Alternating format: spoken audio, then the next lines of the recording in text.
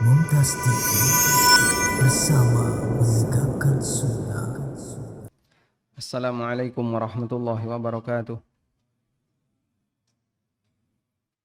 Alhamdulillahi rabbil alamin. Wassalatu wassalamu ala ashrafil mursalin. Nabiyyina wa maulana Muhammadin wa ala alihi wa sahbihi ajma'in. Wa ashhadu an la ilaha illallah wahdahu la syarika lah.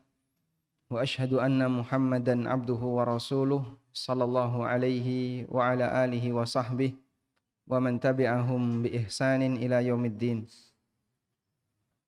Alhamdulillah, kita bersyukur kepada Allah Subhanahu wa taala di waktu duha ini kembali kita melanjutkan kajian untuk sesi yang terakhir di safari dakwah kali ini. Dan insyaallah di bagian penutup ini kita akan mendengarkan, kita akan membahas tentang tema motivasi, bagaimana agar rizki yang diberikan oleh Allah kepada kita tidak sia-sia. Agar rizkimu tidak sia-sia. Jamaah dimuliakan Allah Subhanahu wa taala.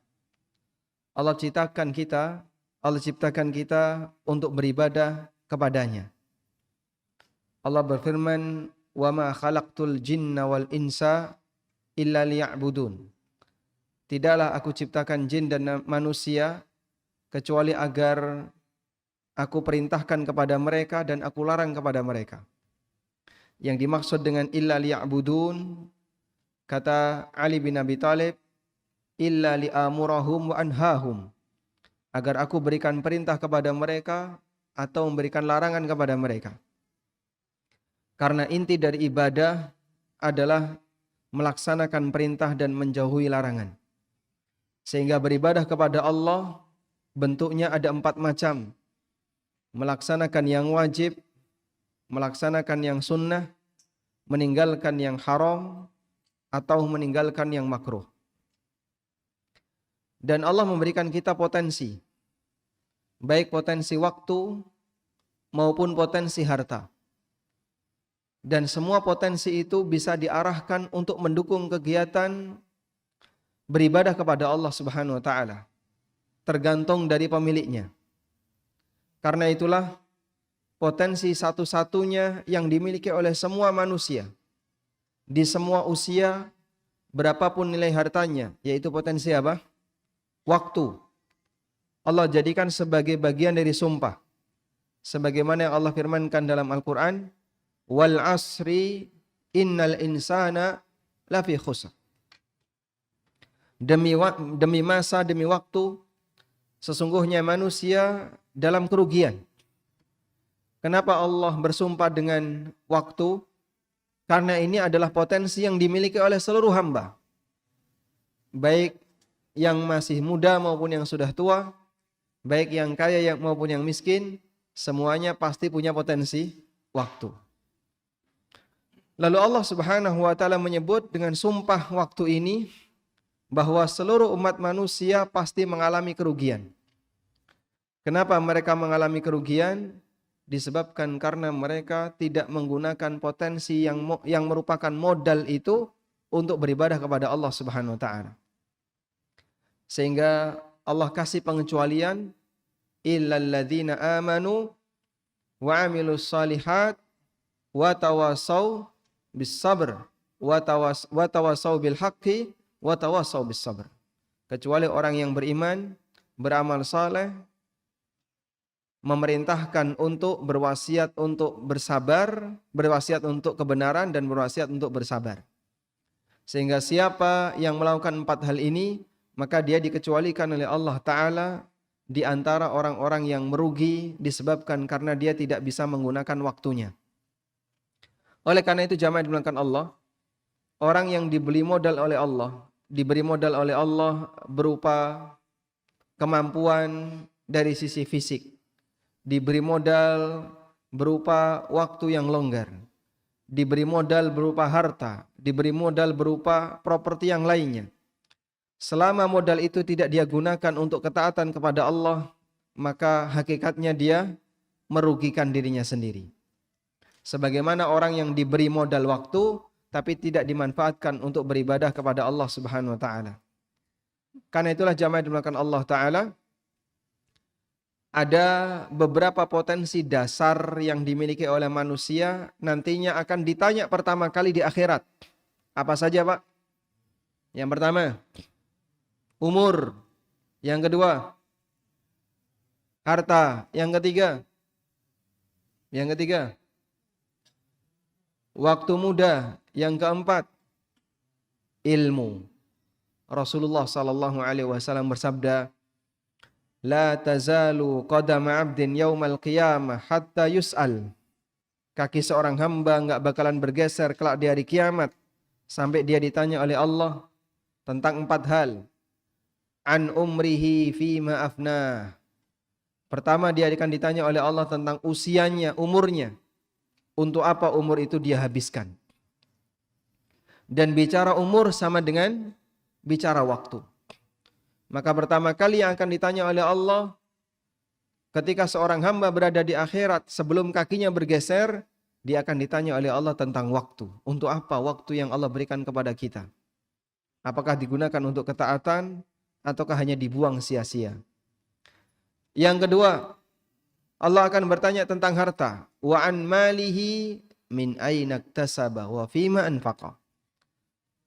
Allah akan bertanya tentang harta. Dari mana kita dapatkan harta itu dan bagaimana kita membelanjakan harta tersebut. 2 pintu.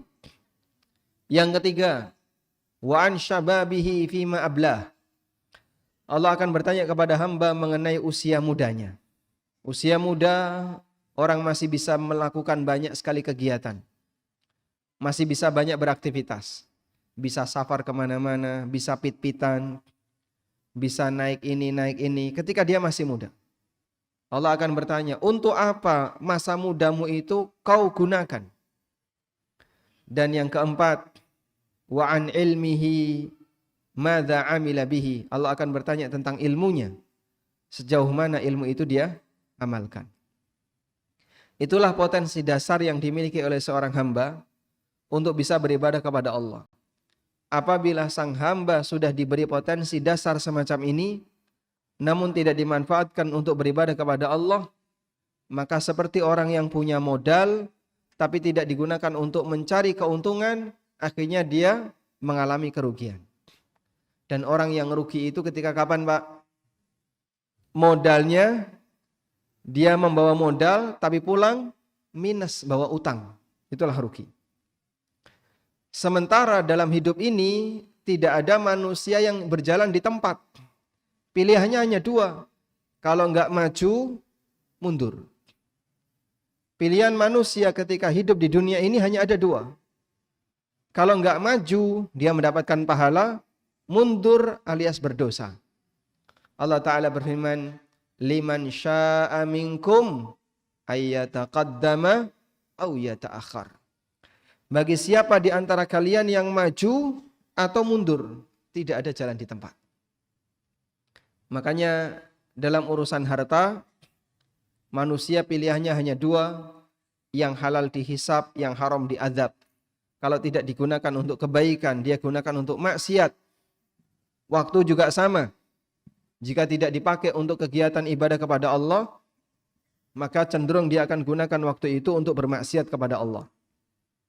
Karena itulah jamaah dimulakan Allah, satu hal yang penting untuk kita perhatikan ketika kita punya harta, jangan sampai apa yang kita perjuangkan ini, yaitu harta, yang direwangi raiso turu, direwangi mikir utang, kemudian kadang direwangi padu, dalam rangka untuk mendapatkan apa?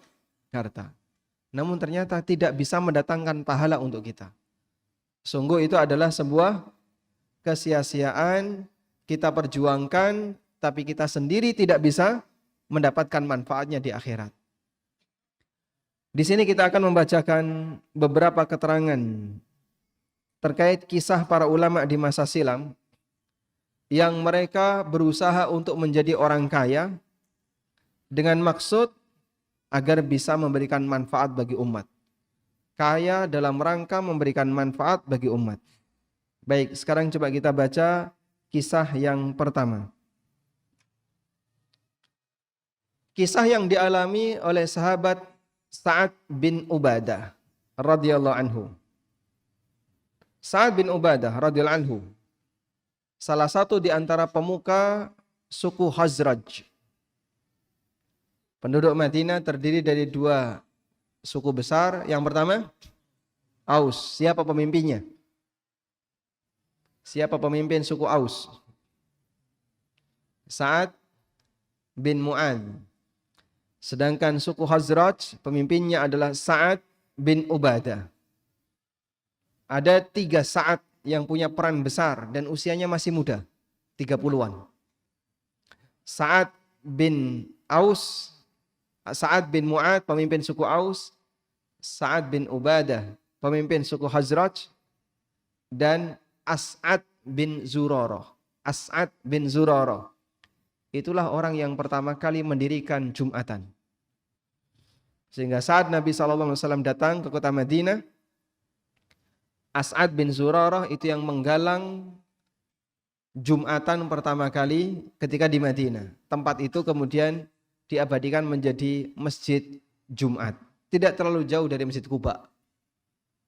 Karena Nabi SAW datang pertama kali mampir di mana? Di Quba. Baik. Beliau termasuk peserta Baiat Aqabah dan memilih tinggal di dekat Rasulullah sallallahu alaihi wasallam. Beliau punya karakter sebagaimana pendahulunya Ubadah bin Dulaim bin Harithah, orang yang dikenal sangat dermawan dan royal serta memiliki banyak kekayaan, sampai dikatakan man ahabba syahma wal lahma falyati utum Dulaim bin Harithah. Siapa yang ingin makan daging dan lemak, silahkan datang mampir ke gerbang pintunya Dulaim bin Harithah. Datang aja ke rumahnya Dulaim, nanti pasti akan dikasih daging. Diriwayatkan bahwa ketika Nabi SAW tiba di Madinah, setiap hari Sa'ad bin Ubadah mengirim senampan adonan tepung dengan daging atau adonan tepung dengan susu atau semacamnya. Jadi selalu memberikan makanan untuk Rasulullah SAW dan keluarganya. Bahkan nampan yang dikirim oleh Sa'ad cukup untuk dikelilingkan ke semua istri Nabi SAW. Nah, coba kita lihat di antara doanya Sa'ad bin Ubadah, beliau memohon kepada Allah agar diberi kelonggaran rizki. Diriwayatkan oleh Al-Hakim dalam Al-Mustadrak, Sa'ad bin Ubadah berdoa, Allahumma habli majdan, wala majda illa bifi'al, wala fi'ala illa bimalin. Allahumma la yuslihunil qalil, wala asluhu alai. Ya Allah, berikanlah aku kehormatan, dan kehormatan tidak ada kecuali dengan usaha dan harta. Ya Allah, aku tidak layak dengan harta yang sedikit, dan aku tidak layak untuk memiliki harta sedikit. Ya Allah, aku tidak layak untuk jadi orang miskin. Pernah nggak berdoa kayak gitu, Pak? Belum? Sa'ad bin Ubadah berdoa seperti itu. Dan ada orang yang selalu memanggil di gerbang kampungnya Sa'ad. Siapa yang ingin daging dan lemak, silahkan datangi Sa'ad. Dan beliau berdoa seperti ini dengan tujuan, kalau beliau punya kemampuan, agar bisa memberikan layanan bagi kaum muslimin. Karena itulah beliau memohon kepada Allah agar diberi kelonggaran rizki. Bukan untuk kepentingan pribadi, namun agar beliau bisa melayani kebutuhan orang yang membutuhkan di kalangan sahabat muhajirin. Beliau sangat bersemangat menjamu para pendatang kota Madinah yang ingin belajar Islam, yaitu para sahabat muhajirin, ashabus suffah, yang tinggal di Suffah. Diceritakan kebiasaan orang Madinah di masa silam ya. Ada tamu dari luar datang ke kota Madinah, dari Ngawi, dari Madiun. Sudah datang belum? Belum ya, waktu itu kan belum ada yang dari Ngawi. Kita belum punya nama ketika itu. Ada tamu yang datang dari luar. Kebiasaan masyarakat Madinah, selesai sholat isya, orang-orang yang datang dari luar itu kan terus tinggal di masjid. Itu digandeng sama orang Madinah. Ayo ke rumah. Ada yang gandeng 2 orang, ada yang gandeng 3 orang, ada yang cuma bisa gandeng 1 orang. Kenapa digandeng? Ngapain digandeng? Dipek mantu atau pripun? Dijamu makan malam. Dijamu makan malam. Ayo ikut. Ada yang gandeng 2, ada yang gandeng 1. Sehingga para pendatang yang mereka tinggal di Masjid Nabawi itu, yang jamin makan malam adalah masyarakat Madinah. Nah, diceritakan di sini, kana rajulu minal ansar yantaliqu ila darihi bil wahid minal muhajirin au bil itsnain au bil tsalatsa. Orang Ansar ketika itu gandeng masyarakat muhajirin, ada yang cuma bawa 1, 2, 3. Tapi Sa'ad bin Ubadah gandeng 80. Dari Ngawi berapa orang? 80. Ikut semua. Nanti kita mampir di warung, bayar dewe-dewe.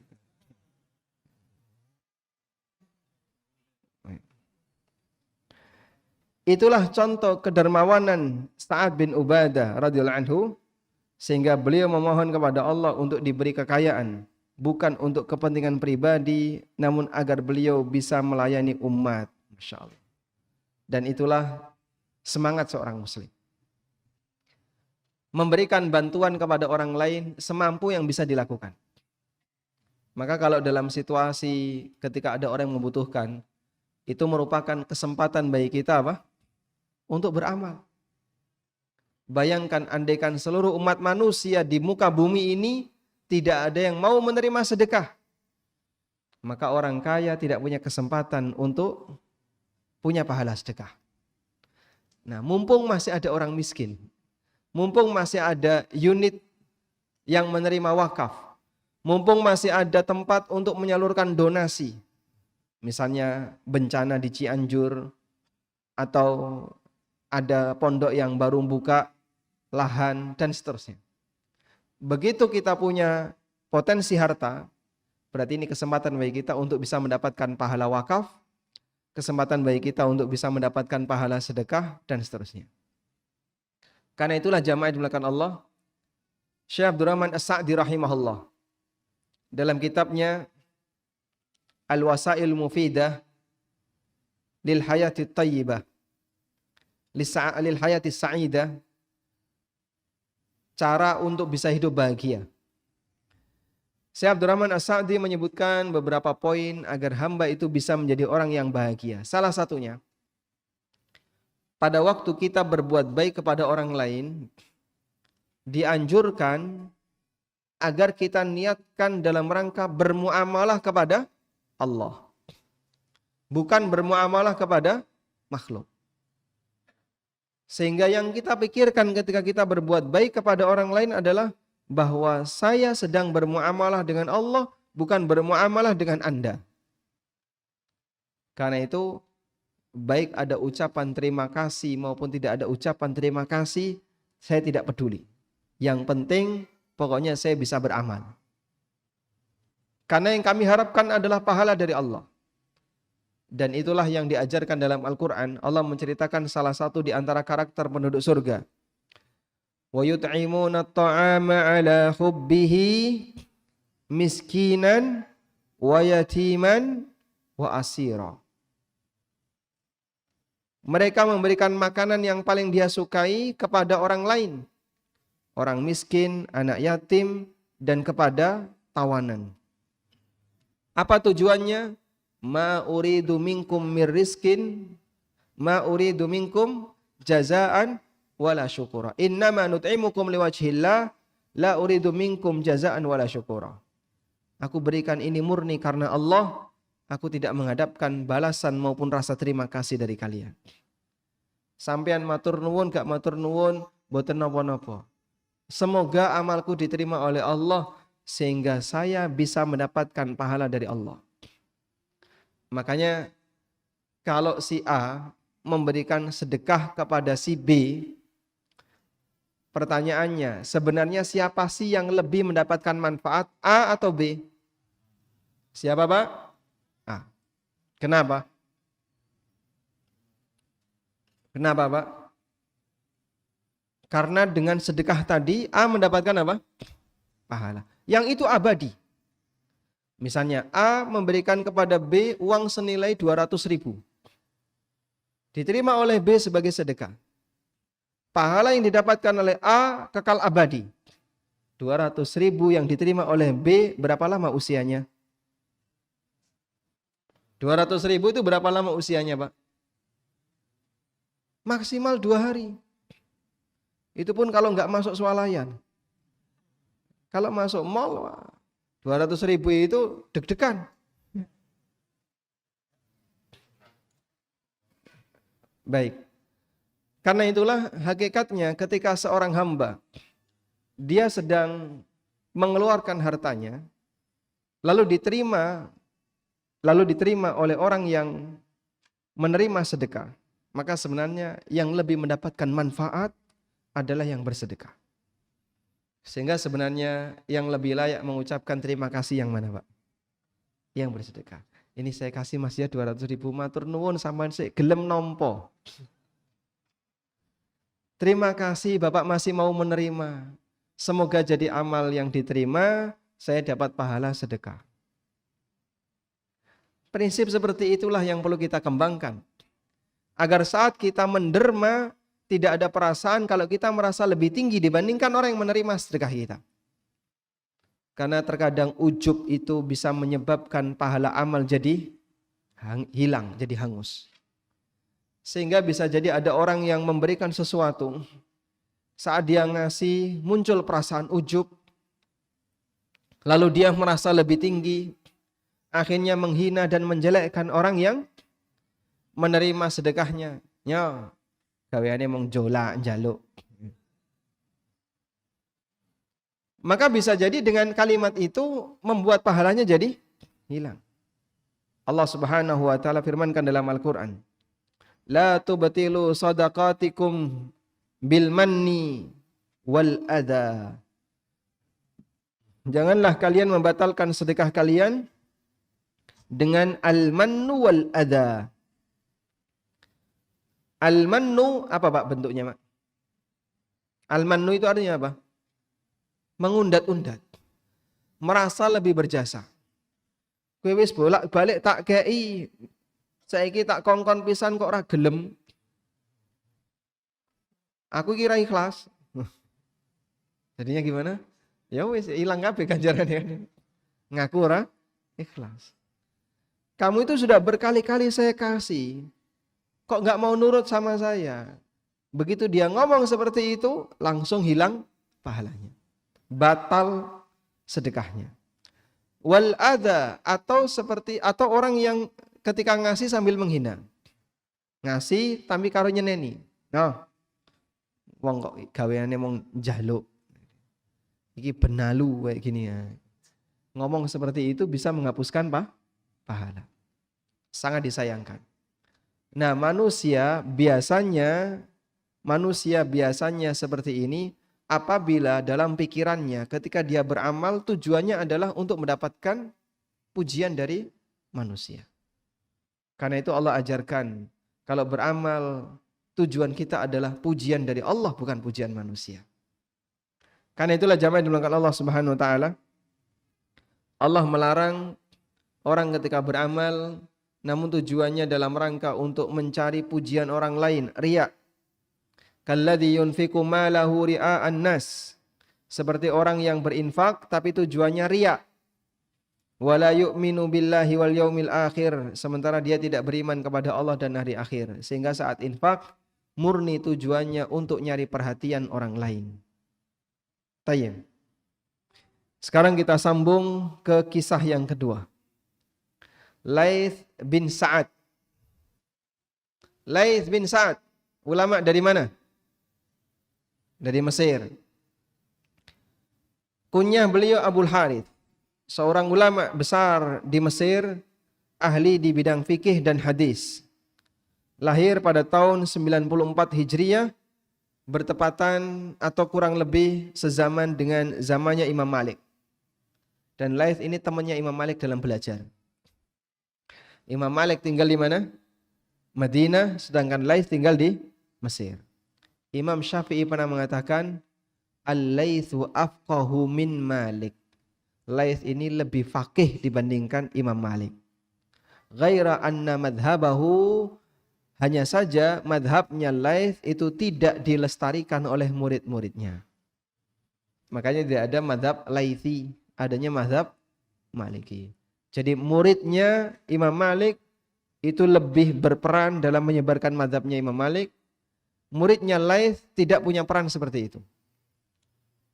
Karena terkadang kan ada orang yang lebih berilmu, lebih pintar, tapi muridnya lebih sedikit. Sebaliknya ada orang yang ilmunya biasa saja, pintar ngomong, muridnya banyak. Nah, yang muridnya banyak ini yang lebih dikenal daripada yang muridnya sedikit. Kadang ada kiai yang tinggal di pelosok, orangnya pintar, cuman karena muridnya sedikit, jadi nggak begitu terkenal. Ada yang tinggal di kota, karena dia pintar ngomong, sering diundang di mimbar, jadi lebih terkenal. Ya kurang lebih seperti itulah suasana dulu dan sekarang. Ya meskipun kita akui Imam Malik juga imam besar, ahli hadis, namun kata Imam Syafi'i, Laits dibandingkan Malik itu lebih faqih Laits. Termasuk generasi tabi'in. Beliau pernah menjadi murid beberapa tokoh tabi'in seperti Atha bin Abi Rabah, Nafi', Abu Zubair, Ibnu Syihab, Az-Zuhri, dan beberapa ulama tabi'in yang lainnya. Sementara murid beliau diantaranya adalah Ibnu Ajlan, Abdullah bin Lahai'ah, Abdullah bin Wahab, Ibnul Mubarak, Yahya bin Bukair, Al-Qa'nabi, dan yang lainnya. Dan yang sering menyampaikan kisah dari beliau, Qutaibah bin Sa'id Ad-Dainuri, termasuk salah satu di antara orang yang banyak meriwayatkan hadis. Kita simak pujian untuk Imam Laits. Al-Laits bin Sa'ad sayyiduna wa imamuna wa alimuna. Laits bin Sa'ad adalah pemimpin kami, imam kami, ulama kami. Imam Syafi'i mengatakan, Al-Laits bin Sa'ad afqahu min Malik, illa anna ashabahu lam yaqumu bihi. Laits bin Sa'ad lebih faqih dibandingkan Imam Malik, hanya saja murid-muridnya tidak mengangkat madhab beliau. Imam Ahmad mengatakan, Laits katsirul ilmi, sahihul hadis. Laits ilmunya banyak, hadisnya sahih. Imam Adz-Dzahabi juga menyebutkan gelar Laits Al-Hafidh, Syekhul Islam, Alimud Diyar Misriyah, ulama negeri Mesir. Baik. Ulama besar, ahli hadis, ahli fikih, dan kaya. Kekayaan Laits dikenal ya.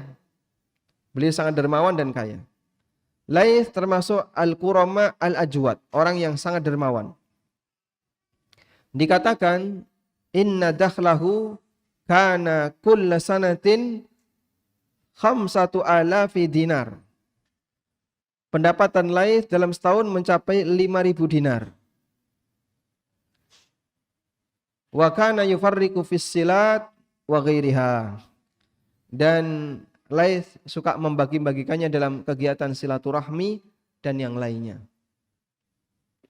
Coba kita hitung ya. 5.000 dinar. Berapa rupiah kira-kira? 5.000 kali 4/4 gram emas. Ketemu 21 kilogram emas per tahun. 21 kilogram emas per tahun. Kalau dirupiahkan dengan harga emas 800.000, ini waktu buku ini ditulis. Sekarang kan 900 sekian ya. Maka per tahun pendapatan beliau 17 M. Berarti per bulan 1, sekian M. Dalam riwayat yang lain, Laits pernah berpendapatan 12.000 dinar setahun. Berarti 1.000 dinar sebulan. Gitu kan? Maka per bulan beliau memiliki 4/4 kilogram emas. Pernah lihat 1 kilogram emas? Hah? Nggak pernah ya? Masya Allah. Lihat aja belum pernah. Qutaibah Ad-Dainuri menceritakan Laits berpendapatan 20.000 dinar setiap tahun, 12.000 dinar setiap tahun. Dan beliau mengatakan, ma wajabat alayya zakatun qat. Aku tidak pernah bayar zakat. Gajinya banyak atau pendapatannya besar tapi tidak pernah zakat. Kenapa, Pak? Habis sebelum mencapai nisab. Jadi mencapai nisab di atas, jauh di atas nisab ya. Tapi saking banyaknya sedekahnya sehingga di akhir haul di bawah nisab. Maka enggak wajib zakat.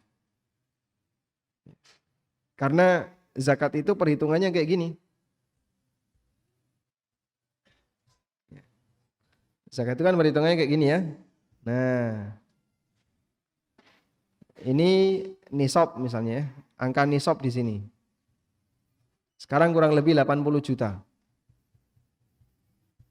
Hartanya Laits kan di sini Pak, mencit neng dhuwur ya.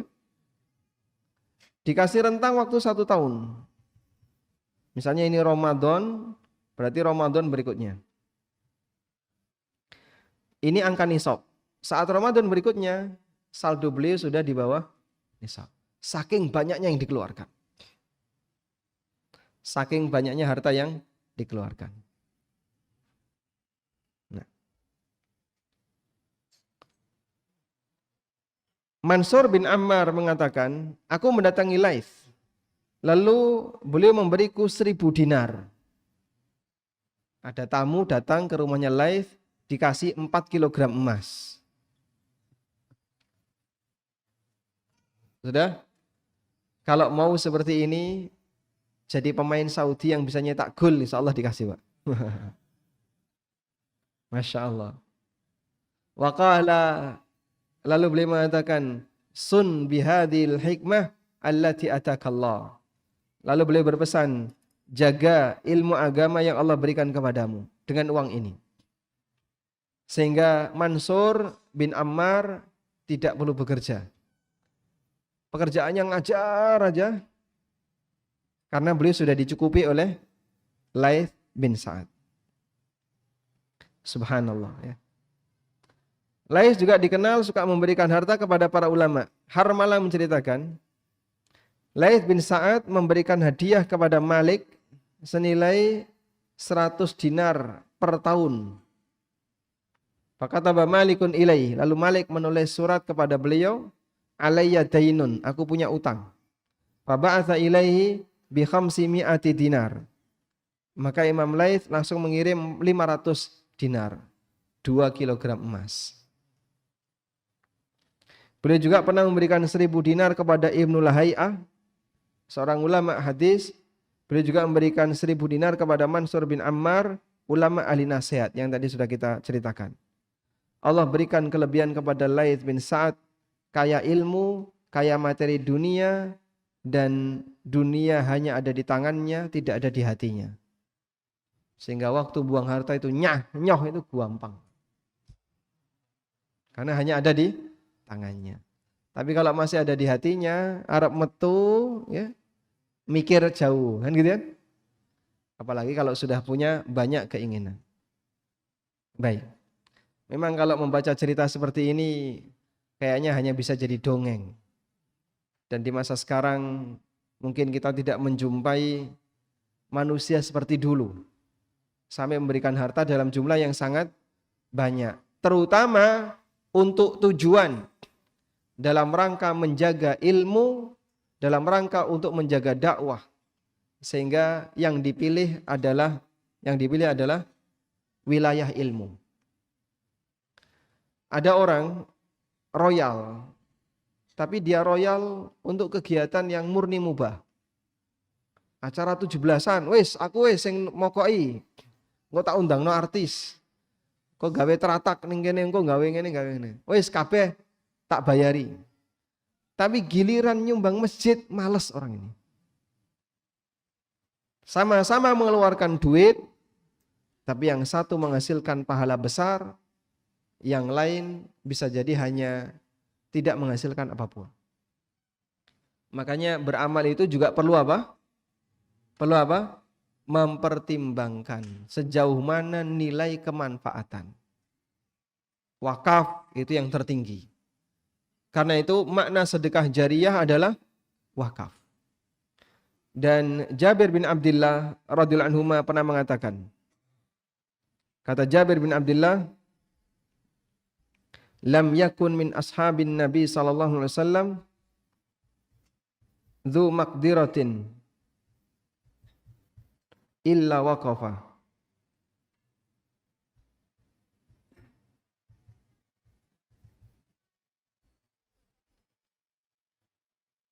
Kata sahabat Jabir bin Abdullah,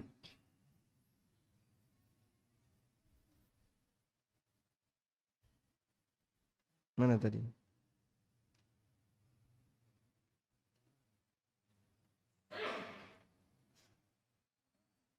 Mana ketemu? Tadi ada kalimatnya. Baik, saya ganti aja. Yang ini ya. Ini yang pinter laptopnya Pak ya.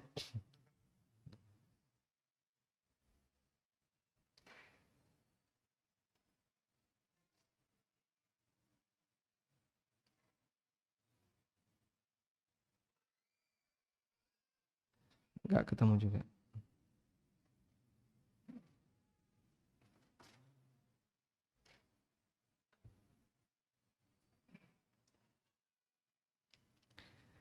Jabir mengatakan tidak ada satupun di antara sahabat Nabi sallallahu alaihi wasallam yang punya kemampuan kecuali dia pernah wakaf.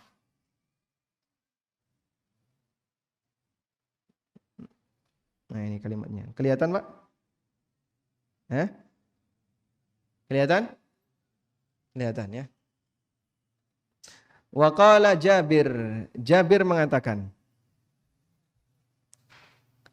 lam yakun ahadun, tidak ada seorang pun dari kalangan sahabat Nabi sallallahu alaihi wasallam dzu maqdiratin, yang punya kemampuan, illa waqafa, kecuali dia pernah wakaf. Maka amal wakaf bagi para sahabat itu amal yang biasa. Maka mereka setiap kali punya kemampuan yang bisa wakaf, mereka wakafkan. Itulah kondisi para sahabat. Dan sampai sekarang ada hotel yang atas namanya wakaf funduk.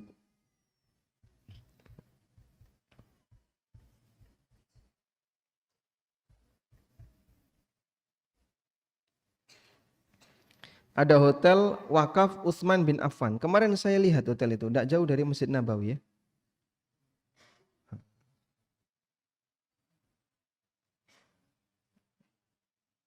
Ini beberapa hotel Pak, tulisannya wakaf Utsman bin Affan ini. Mana? Sebentar ya.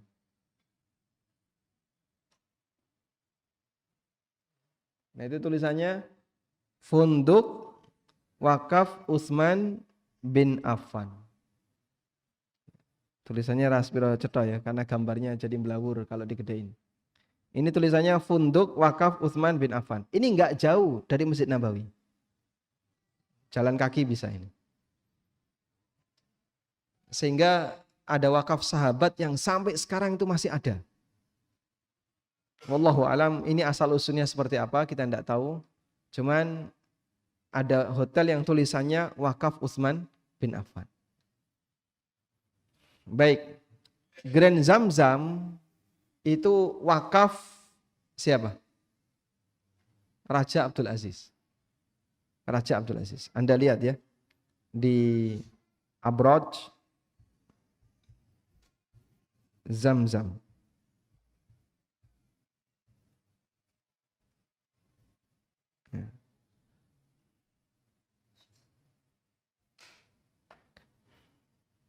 Di Grand Zamzam itu ada tulisan ini ya.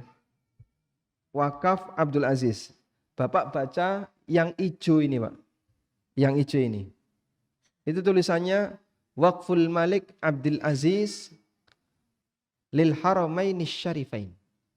wakaf Raja Abdul Aziz. Raja Abdul Aziz itu sinten, Pak? Bapaknya Raja Salman. Bapaknya Raja Salman, Raja Fahad, Raja Abdullah, raja-raja Saudi. Sederet Raja Saudi itu bapaknya Abdul Aziz. Di sini ada tulisan wakaf Raja Abdul Aziz untuk 2 kota suci. Jadi jenengan nih umroh atau haji nginep di sini, hasilnya itu dipakai untuk ngurusi Masjidil Haram atau Masjid Nabawi. Makanya kalau di sana golek kota infak kok gak nemu ya Pak. Sampai Arab ngopo ya Mas? Arab infak. Nek Bapak Arab infak nginep neng hotel ngarepe kalau.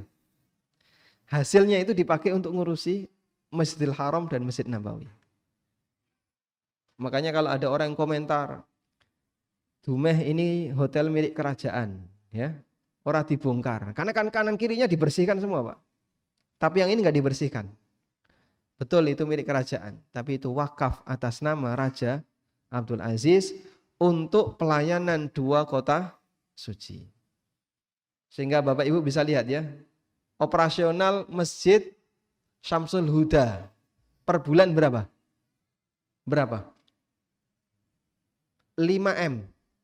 50 juta per bulan. Berapa karyawannya? Karyawannya 5. Masya Allah. Satu karyawan 10 juta.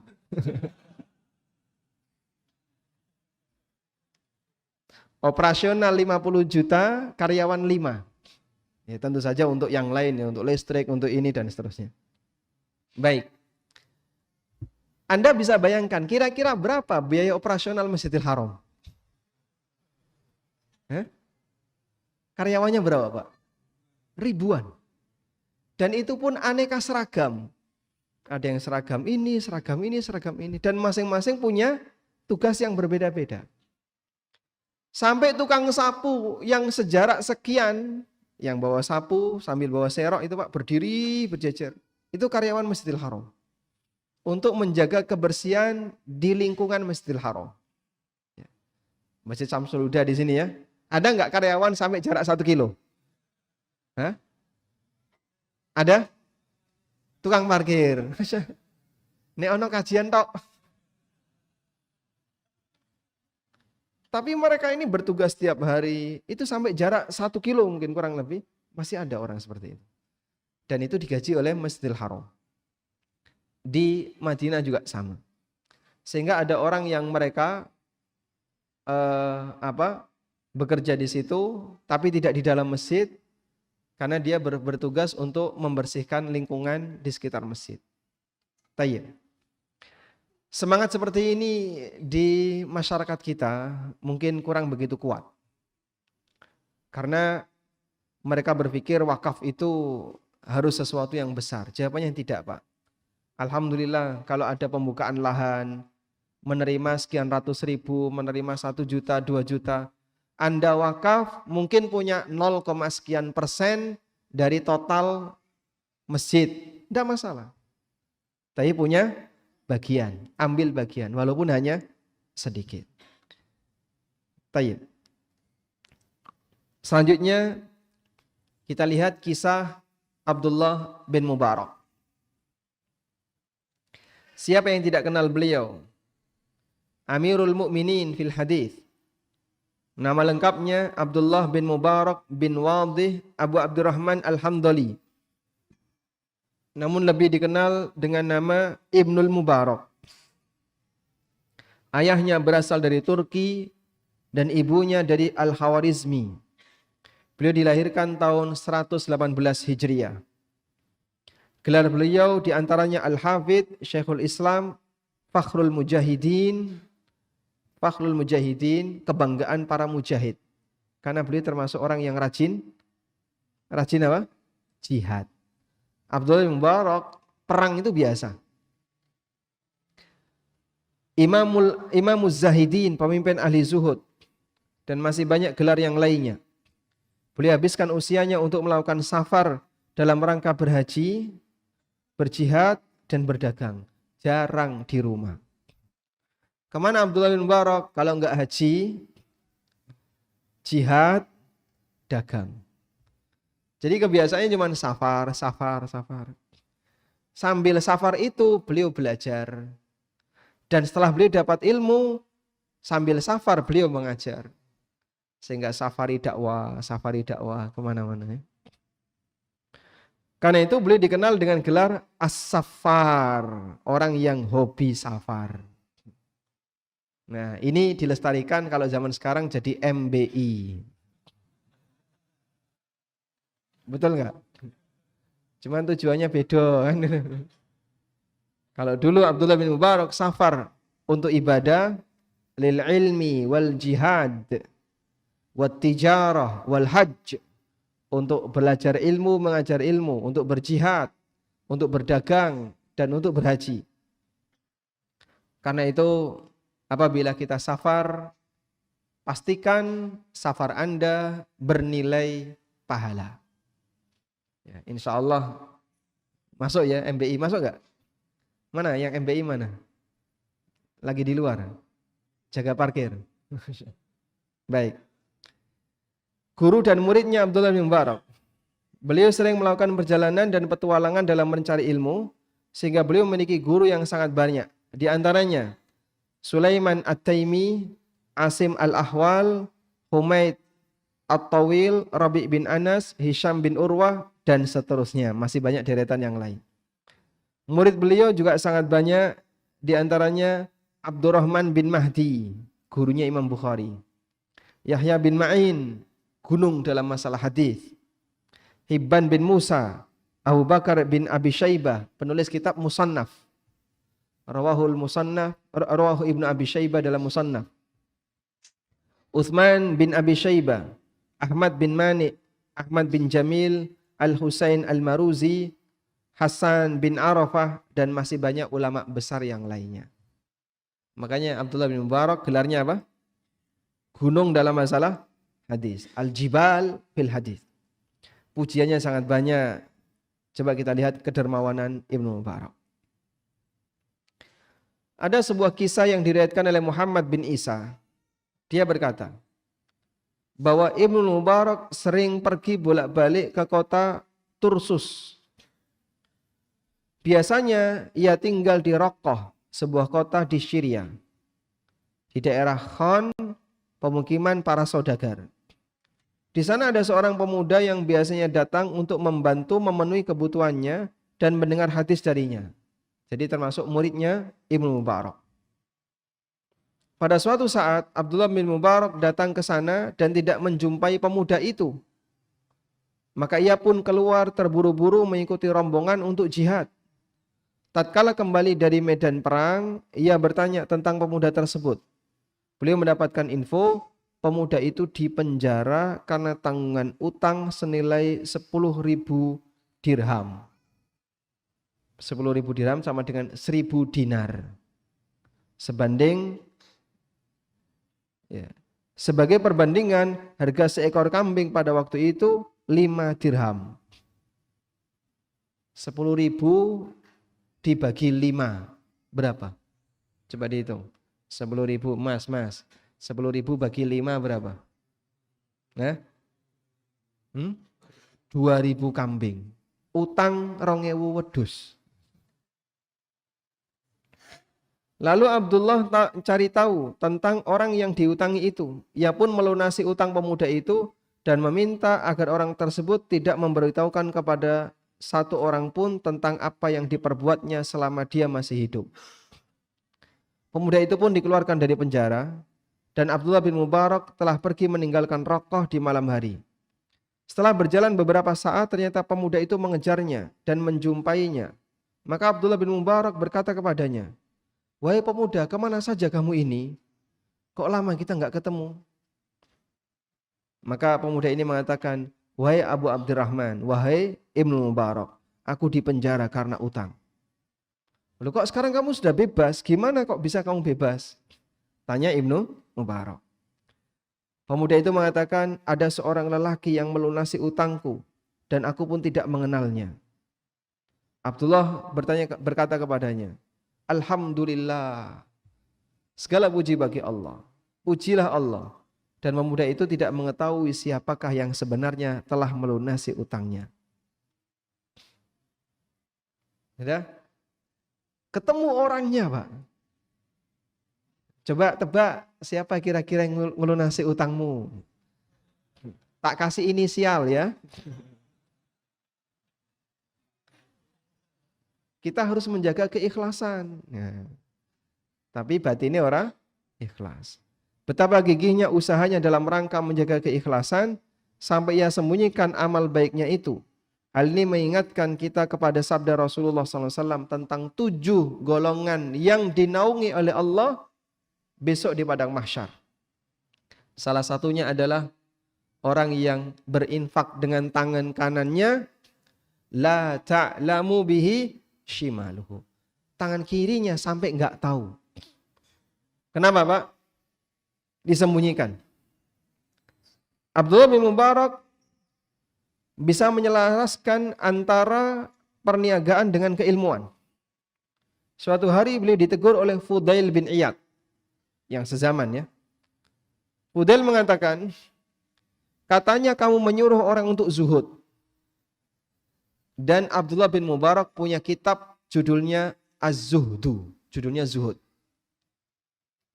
Abdullah bin Mubarak punya kitab judulnya Zuhud. Dan mencukupkan diri dengan yang sedikit tanpa berlebihan. Namun kami melihat kamu mendatangkan barang-barang dagangan. Bagaimana ini? Enggak sinkron. Nyuruh wong zuhud, tapi malah sibuk dagang.